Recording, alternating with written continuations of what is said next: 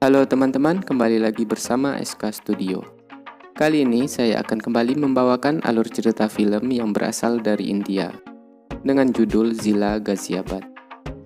Film yang diproduksi oleh Vinod Bachchan ini dirilis tahun 2013 dan disutradarai oleh Anand Kumar, yang para pemerannya dimainkan oleh Vivi Oberoi, Sanjay Dutt, Arshad Warsi, dan masih ada beberapa lagi yang lainnya. Menceritakan tentang seorang guru yang telah difitnah, yang membuat dia harus berhadapan dengan gangster. Sebagai orang terpelajar, awalnya dia berniat untuk menyelesaikan masalah tersebut dengan cara baik-baik, agar tidak menimbulkan hal-hal yang tidak diinginkan. Tapi, mendingan langsung saja kita masuk ke isi ceritanya.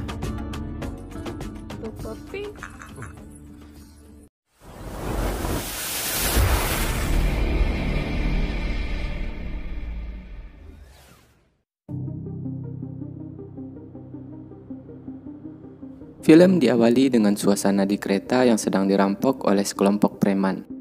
Kemudian ada seseorang yang sedang tertidur pulas. Di saat mereka membangunkan, rupanya orang tersebut adalah bos mereka, yang baru saja kembali ke distrik Ghaziabad, di mana dia baru saja bebas dari tahanan.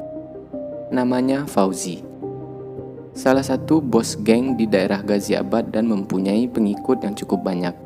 Mereka mencari uang dengan cara merampok kereta ataupun bis yang melintas di daerah tersebut. Lalu adegan pindah ke seorang guru yang tengah mengajar, namanya Sadbir. Di desa dia dikenal oleh orang-orang karena berpendidikan tinggi, baik dan juga sopan kepada setiap orang. Dia 3 bersaudara, kakaknya yang bernama Karambi, dan adiknya Omi. Sang kakak bertanya kenapa Sadbir tidak merantau saja ke kota Delhi. Di sana dia pasti akan mendapatkan pekerjaan yang bagus dan bisa menjamin masa depannya kelak. Namun Sadbir mempunyai pandangan lain. Dia tidak ingin meninggalkan desanya tersebut dikarenakan dia berniat untuk merubah masa depan desanya dengan menjadi seorang guru.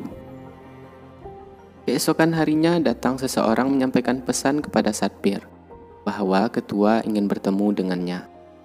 Orang yang mereka panggil ketua ini bernama Brampal. Dia adalah kepala daerah di Ghaziabad. Fauzi sendiri banyak mendapatkan pekerjaan dari ketua ini. Namun dia sangat kesal dengan kelakuan Fauzi yang merampok kendaraan-kendaraan yang melintas di daerah tersebut.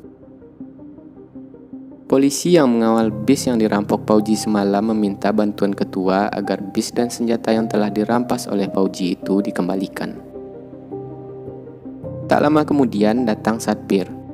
Terlihat Fauzi dan temannya tidak menyukai Pak Guru karena ketua memperlakukannya dengan baik dan juga sopan, namun sebaliknya kepada mereka. Ketua bercerita soal tanahnya yang bersengketa dengan seseorang yang bernama Rashid, yang cukup membuatnya pusing karena masalah tersebut tak kunjung selesai. Dia pun menyuruh Fauzi untuk mengurusnya.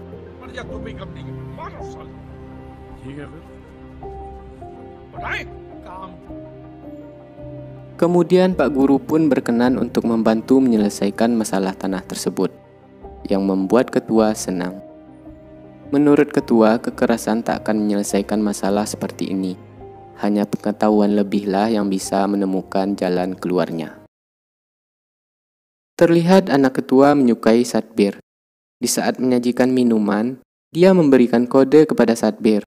Jika Sadbir tak menemuinya terlebih dahulu sebelum pergi, dia akan mendapatkan masalah. Namanya Suman.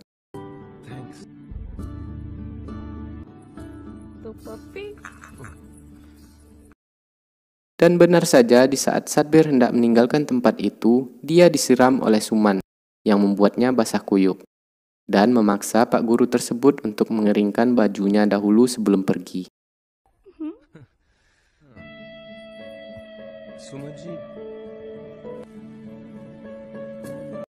Rupanya teman Fauzi yang bernama Fakira ini menguping pembicaraan mereka dari luar.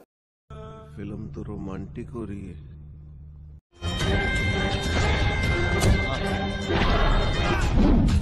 Scene berpindah di mana Fauzi datang ke tanah yang disengketakan dan menghajar anak buah Rashid.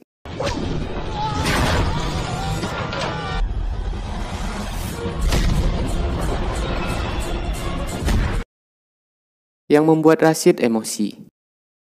Emaknya menyuruh Rashid untuk tetap tenang, dan si emak berencana akan membawa permasalahan tersebut ke rapat Dewan Desa. Di rapat Dewan Desa, Rashid membawa pengacara. Pengacaranya mengatakan bahwa mereka bisa menuntut ketua dengan tuduhan merampas tanah dan mengklaim tanah orang lain, dengan menunjukkan dokumen tanah yang telah mereka beli ke pemilik sebelumnya. Dan kemudian Sadbir dengan pengetahuan yang dia miliki, berbicara mewakili ketua, bahwa mereka bisa menuntut Rashid di pengadilan atas tuduhan pemalsuan dokumen. Dia menerangkan kalau pemilik tanah yang sebelumnya membatalkan penjualan kepada Rashid 7 hari sebelum waktu yang mereka sepakati, yang pada akhirnya tanah tersebut dibeli oleh ketua. Dan dokumen yang dipegang oleh ketua sekaranglah yang aslinya. Setelah dilakukan pengecekan oleh si pengacara, ia pun terdiam malu. Akhirnya Dewan Desa memutuskan bahwa tanah tersebut milik ketua Berampal. Dan jika Rashid tak menerima, Dewan Desa mempersilahkan Rashid membawanya ke pengadilan.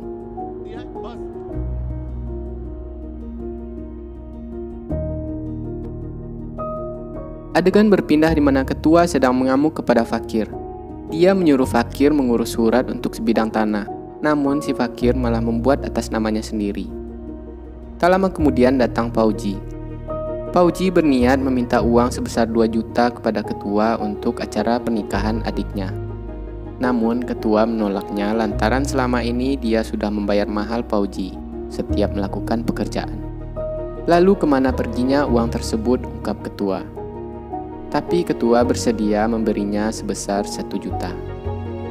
Pauji pun tak terima karena dia merasa sangat berjasa atas sengketa tanah yang sebelumnya. Kenapa sekarang dia di saat membutuhkan uang ketua tak memberikannya? Sambil marah-marah, Pauji meninggalkan tempat tersebut. Pak guru yang baru datang pun terkena imbas kemarahan Pauji. Di sudut lain terlihat fakir tersenyum. Dari senyumnya sudah bisa kita tebak kalau dia sedang merencanakan sesuatu. Pauji yang penuh dengan api kemarahan malah tambah disirami bensin oleh fakir dan pacarnya. Mereka mengatakan kalau ketua tidak adil. Mereka sampai membunuh orang untuk merebut tanah tersebut kembali. Dan sekarang saat Pauji membutuhkan uang, si ketua tidak mau memberikannya. Sedangkan Pak Guru dibelikan mobil oleh ketua. Singkat cerita, malam pun tiba. Datang beberapa orang melakukan penyerangan ke rumah Pauji. Tapi pada saat itu dia sedang tidak berada di rumah. Kedua adiknya pun berusaha melawan. Namun anehnya di saat mereka terpojok, orang-orang tersebut tidak berniat membunuh mereka.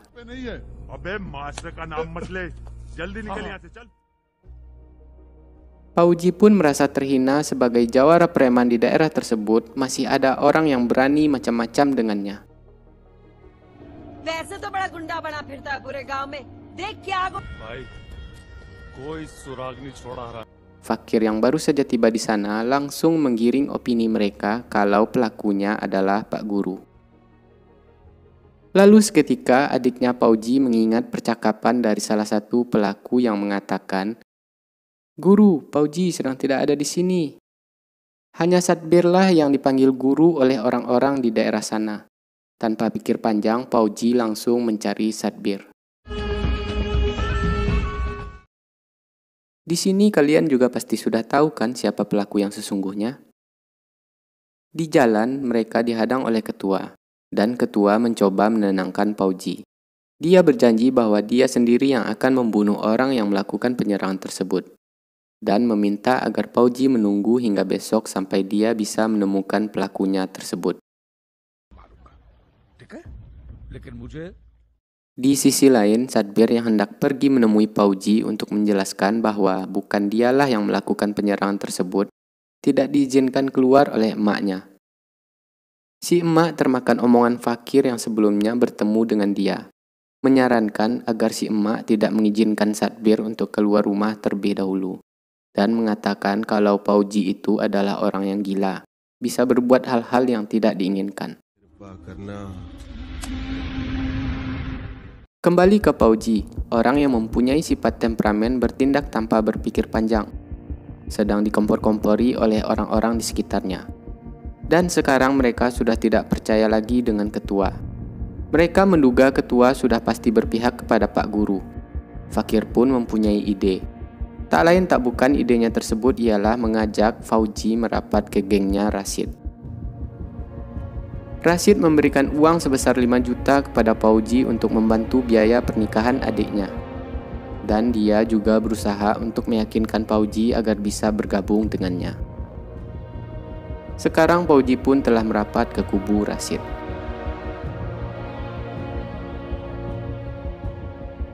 Pertemuan dengan Dewan Desa pun diadakan di alun-alun desa. Ketua kaget melihat Fauji yang sedang bersama dengan Rashid. Dewan Desa tidak percaya bahwa Satbir lah yang melakukan penyerangan tersebut dan memperingati Fauji agar tidak sembarangan menuduh orang. Dan lagi-lagi Fakir mencoba memprovokasi orang-orang yang ada di sana.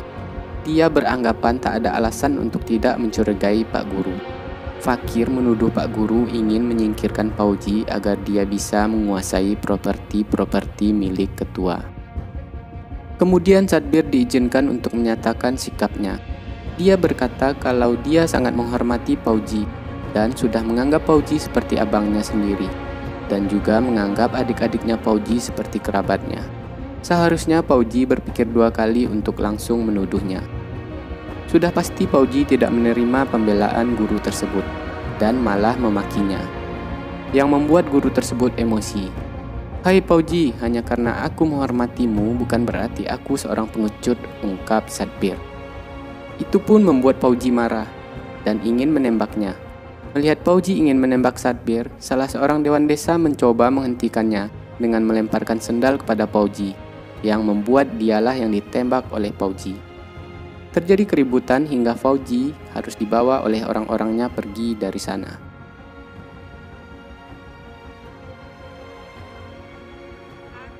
Terjadi kerusuhan di mana-mana yang dilakukan oleh para pendukungnya Ketua Brampal. Mereka memprotes aksi kebrutalan Fauji yang menembak Dewan Desa dan Ketua, namun polisi belum bertindak sama sekali. Hingga membuat kepala polisi di daerah tersebut dimarahi oleh atasannya. Pak polisi ini meminta kepada atasannya agar mereka dibantu oleh seorang polisi yang bernama Inspektur Thakur Pritam Singh. Pritam Singh ini adalah polisi barbar yang terkenal dengan kebrutalannya. Dia bisa dengan mudah meremukan tulang lawan-lawan yang dia hadapi. Bahkan di sepanjang karirnya menjadi seorang polisi, setiap kasus-kasus yang dia tangani tidak pernah berujung di kantor polisi dikarenakan pelakunya tewas di tangan Inspektur Pritam. Itulah yang membuat Departemen Kepolisian harus berpikir 2 kali jika ingin memberikannya tugas. Permintaan polisi tersebut ditolak oleh atasannya, karena dia tidak mau mengambil resiko dengan menghadirkan Pritam ke daerah tersebut. Scene berpindah di mana Fauji sedang menahan abangnya Satbir untuk memancing agar Satbir datang menemuinya, yang membuat Pak Guru mau tidak mau harus berurusan dengan Fauji. Dia pergi sendirian dan melarang adik dan temannya untuk ikut dengannya. Namun Omi tak tinggal diam. Melihat saudaranya dalam masalah, dia mengajak teman-temannya untuk menyusul Satbir. Sesampainya di sana, Satbir melihat kaki saudaranya sudah ditembak oleh Fauji. Dia memohon agar Fauji tidak melibatkan abangnya tersebut. Lalu Fauji melepaskan abangnya Satbir. Namun tak lama kemudian dia malah menembaknya. Terjadi baku tembak di antara mereka yang membuat abangnya Satbir tewas.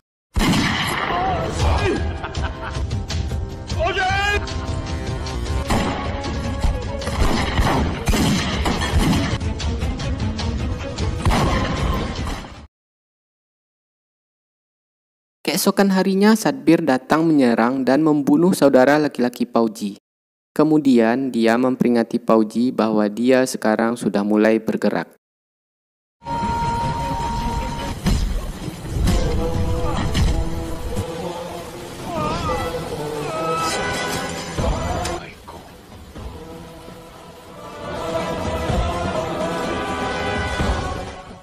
Akhirnya, perang antar geng pun meletus antara Satbir dan Fauji. yang membuat daerah tersebut semakin kacau. Satbir disponsori oleh ketua Brampal, sementara itu kubu Pauji disponsori oleh Rashid. घटना ये है कि पुलिस अब तक इस ब्रह्मपाल और राशिद के बीच चली आ रही लोग इस गैंग वॉर को राजनीतिक रूप देते। Melihat kekacauan yang semakin parah, akhirnya Departemen Kepolisian menugaskan Inspektur Pritam Singh menyelesaikan masalah tersebut. Pritam Singh pun memikirkan strategi-strategi yang akan dia pakai untuk menyelesaikan kasus tersebut.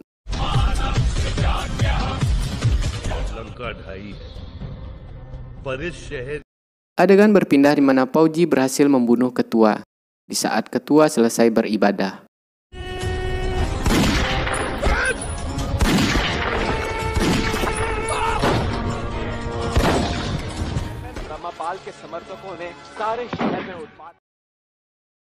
Akhirnya Satbir menikahi Suman, putri ketua Brampal.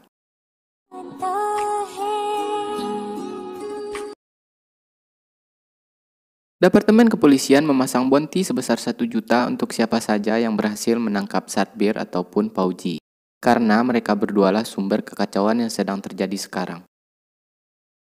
Kehadiran Inspektur Pritam cukup membuat mereka semua cemas.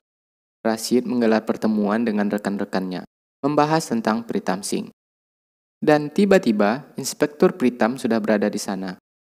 Niatnya datang ke sana bukanlah untuk membuat keributan, melainkan untuk memberi peringatan kepada Pauji, agar dia menyerahkan diri, atau dia tidak akan selamat. Ya, tentu saja Pauji menolaknya. Surrender kar le, zinda rahega. Kedatangan Pritam semalam ke tempatnya membuat Rashid makan tak enak, tidur tak nyenyak. Terbayang-bayang jika Pritam suatu saat akan menangkapnya. Namun, si licik fakir selalu mempunyai ide-ide yang cemerlang. Dia menyuruh Rashid untuk ikut pemilu yang tak lama lagi akan diselenggarakan. Dan jika dia menang pemilu tersebut, Pritam sendiri yang akan membukakan pintu mobil untuknya kelak. Adegan berpindah ke Satbir di mana dia mempunyai ide gila. Dia menghubungi inspektur dan mengatakan bahwa dia ingin bertemu. Pritam menyuruh dia datang ke kantor polisi. Walaupun kepalanya dihadiahi sebesar 1 juta, Satbir dengan berani datang ke kantor polisi untuk bertemu dengan inspektur.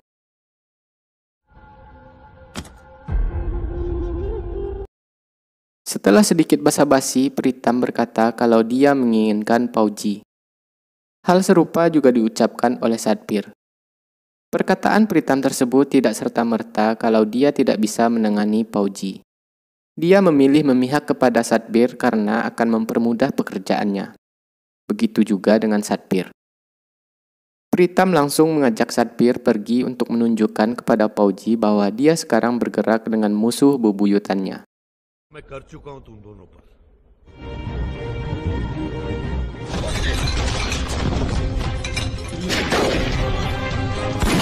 Mereka menyerang Pauji di tempat persembunyiannya. Namun Pauji berhasil kabur. Singkat cerita, seorang pendukung mendiang ketua Brampal datang ke rumah Satbir. Mereka membicarakan perihal pemilu. Jika Rashid menang, dia akan menjadi sangat kuat dan berbahaya. Bapak ini menyarankan agar salah satu dari kubu mereka ikut pemilu tersebut untuk bersaing dengan Rashid. Awalnya dia berencana untuk mencalonkan Suman, anak mendiang ketua. Tapi Satbir menolaknya. Dia tidak mau menyeret istrinya ke tengah kekacauan yang sedang terjadi sekarang. मैंने जो कहा वो किया तो जीतने नहीं कुछ नहीं वो आने वाले इलेक्शन में Akhirnya Satbir memutuskan untuk mencalonkan adiknya Omi.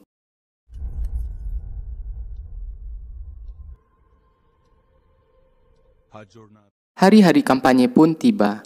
Lalu Inspektur Pritam memperkeruh keadaan dengan cara menangkap Rashid. Dia sengaja membawa Rashid ke kantor polisi dengan cara berjalan kaki. Beralasan kalau selama ini Rashid biasa duduk di mobil-mobil impor. Dia ragu jika Rashid bisa duduk di mobil murah seperti ini. Tindakan Pritam tersebut sontak membuat para pendukung Rashid demo dan menyebabkan kerusuhan.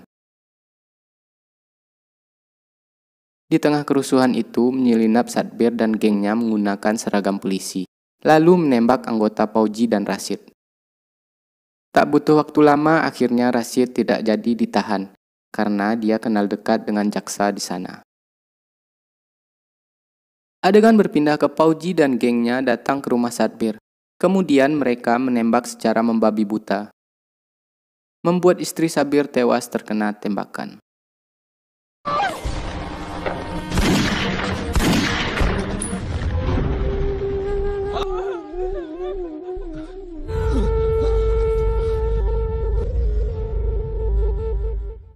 Rekaman Sadbir yang sedang melakukan penembakan di tengah kerusuhan didapati oleh pihak Rashid.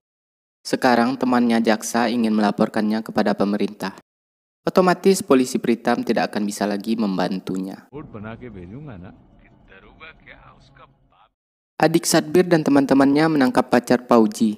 Di saat Sadbir datang, dia langsung memarahi mereka dan memperingati Ome kalau dia bukanlah orang yang lemah, yang harus memanfaatkan seorang wanita untuk bertindak. Lalu menyuruh Ome untuk memulangkan wanita tersebut.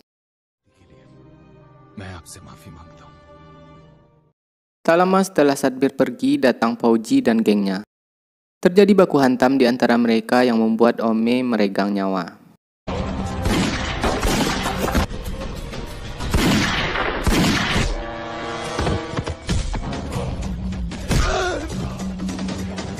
फौजी को जिंदा तो मुंह से निकला.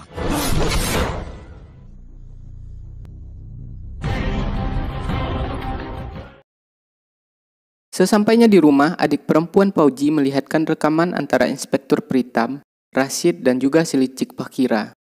Terlihat di sana mereka membuat kesepakatan kalau Rashid harus menyerahkan Pauji kepada Pritam. Rashid mempersilahkan Pritam untuk menangkapnya karena dia tidak pernah menganggap Pauji saudara. Lalu Pritam berkata jika dia tahu tipu muslihat Fakira yang merencanakan penyerangan ke rumah Pauji sebelumnya, yang membuat Sadbir dan Pauji jadi bunuh-bunuhan. Dia pun dengan bangga mengakuinya di depan inspektur. Kena jebakan inspektur kan lu berdua sekarang. Fakira memohon minta maaf kepada Pauji. Namun tak ada kata maaf untuk orang yang bermuka dua seperti dia. Fakira pun akhirnya tewas.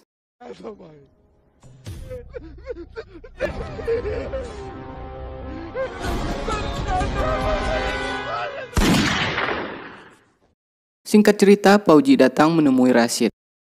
Dan pada akhirnya mereka saling tembak-tembakan.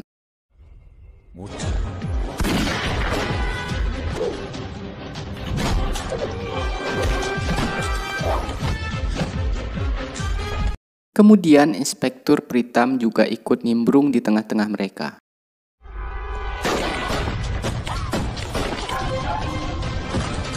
Dan juga Pak Guru tidak mau ketinggalan. Saling bunuh-bunuhanlah mereka sekarang.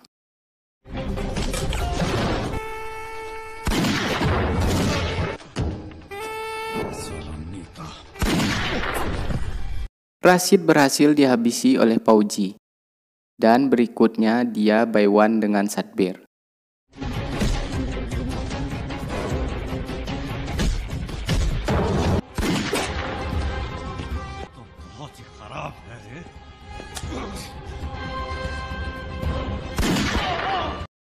Dan pada akhirnya Sadbir berhasil membalaskan dendamnya. Namun yang tidak Sadbir sadari, di sana juga ada polisi barbar. Sadbir mengaku tujuan hidupnya sudah selesai dan mempersilahkan Pritam untuk menembaknya.